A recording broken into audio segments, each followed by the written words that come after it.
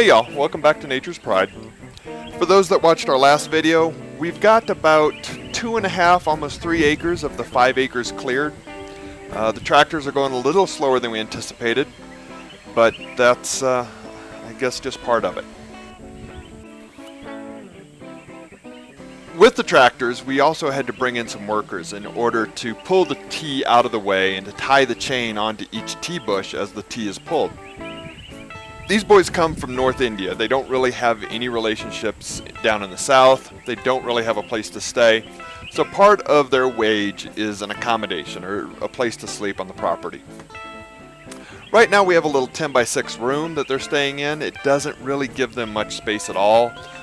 It's just big enough for a couple of bunk beds. So this week, while they've been pulling tee, my objective has been to get a larger accommodation up for them. 9-foot by 27-foot shed, steel shed, that they can have a little more room to move around and they're not quite so crowded. So that's been my objective, and that's what I'll be showing you how we got accomplished. Hope you enjoy. So our first step in putting up our barracks was selecting a site. We picked a site towards the upper half of the property where there's a good amount of rock already. It's not really an area we're going to be able to use to plant, so it'll be a vacant area. So that seemed like a good spot to put the barracks. Obviously the first step is to dig the holes. We're putting in wood posts, eucalyptus tree posts actually, that we got for about 110 to 120 rupees per post. The purpose of digging the holes is really just to anchor the posts to the ground so that if the wind gets underneath the roof and picks up on the building, the whole structure doesn't turn over. By the time you put the steel on the outside and put the steel over the top of the roof, it's going to be secure. The legs aren't going anywhere. If, however, you're planning on using it as a poly house or some other type of structure, then it becomes a little more important because the plastic is not as secure as what the metal is. One problem with these posts, however, is the fact that they are eucalyptus posts. Eucalyptus is a gum tree.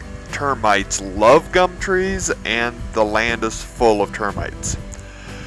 Talked around, and everybody seems to use used motor oil in order to keep termites out of their wood posts. So that's what we're putting on here. Put on a real thin layer, but since we do want to harvest our plants organically and we don't particularly like the idea of putting oil into the soil, we're then going to wrap these posts with a plastic sheet in order to make sure that that oil doesn't leach out into the soil, or at least to prevent it as much as we can. Pressure treated lumber would be nice, but it's not really available. There's not a market for it, nobody uses it, so it's very hard to find. So in this case, we're kind of limited to eucalyptus posts with used motor oil on the bottom.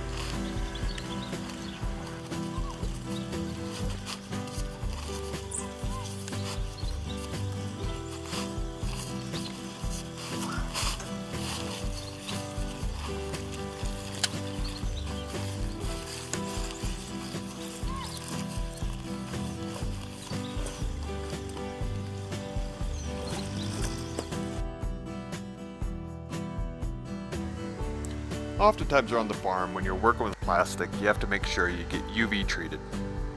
Fortunately, this is one case where you don't really have to worry about that. The plastic's going to be underground, it's not going to get any sunlight, so it's not really going to have it's not going to degrade from the UV, other than the small portion that sticks up top. See here, we've just kind of wrapped the end of the post, cover up the oil, and now we're putting small bands of wire around the post in about 3 different spots in order to kind of secure it.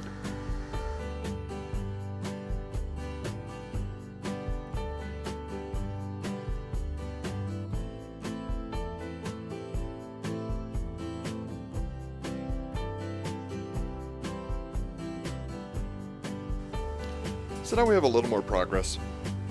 Our verticals are in, we're starting to put in our horizontals. The shed is going to be about 27 feet by 9 feet.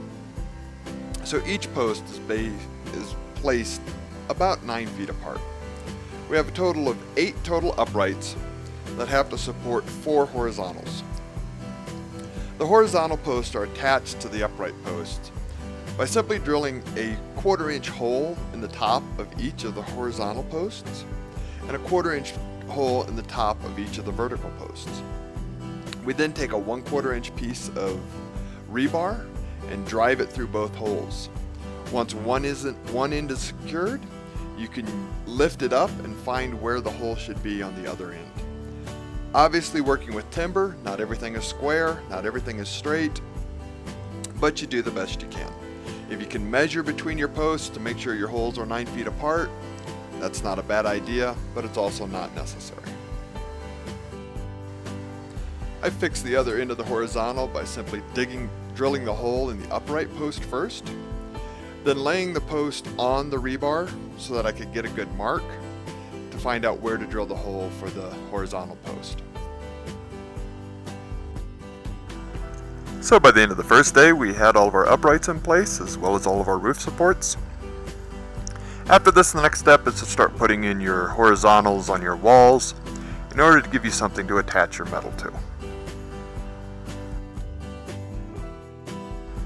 We use the same method for the horizontals as we did for the roof supports. We just drilled a 1/4-inch hole into the post, drove a piece of 1/4-inch rebar into the hole, drilled a likewise hole in the horizontal that's holding in the wall, and then pounded that horizontal onto the piece of rebar sticking out of the post.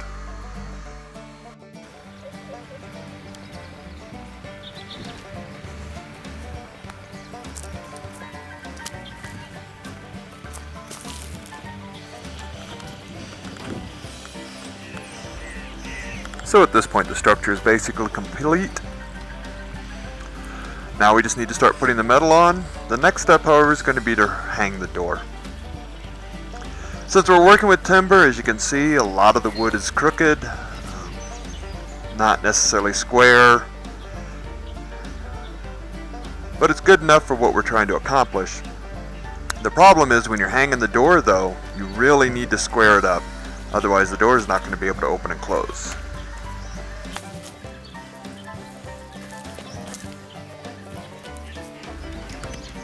So on this project, to accomplish this, I took 2 lines, tied them one to each corner of the building, and then tied them each to a tree.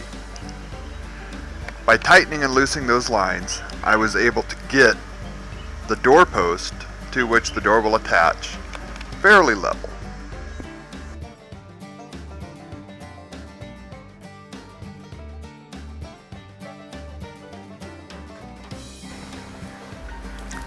So that's the majority of the hard work. Posts are up, laterals are up, horizontals are up. Now it's just a matter of attaching the metal.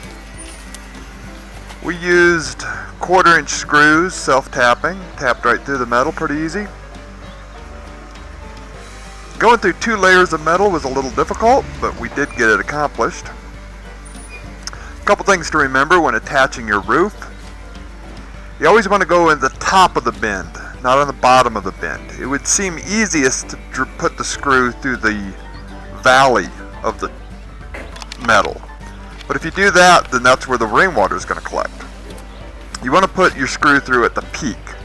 That way the water will tend to run away from the screw instead of collecting around the screw. We put our metal on about a foot high, higher than it needed to be.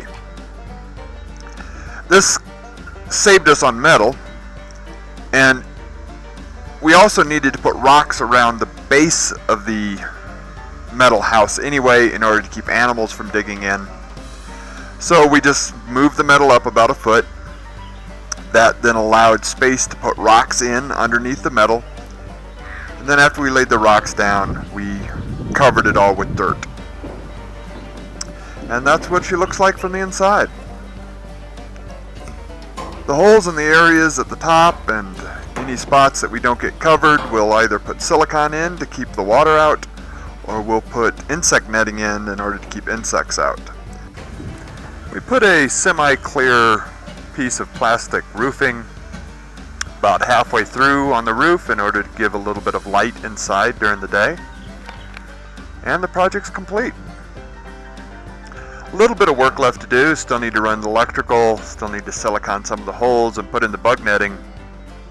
But all in all, I'm pretty happy with how it turned out. I hope this helps, and I look forward to hearing from you. Thank you much for watching.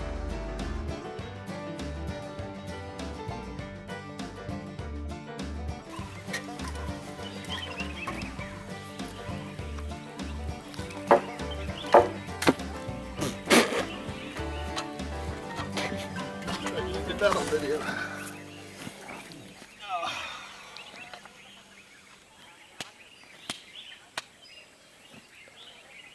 New hammer.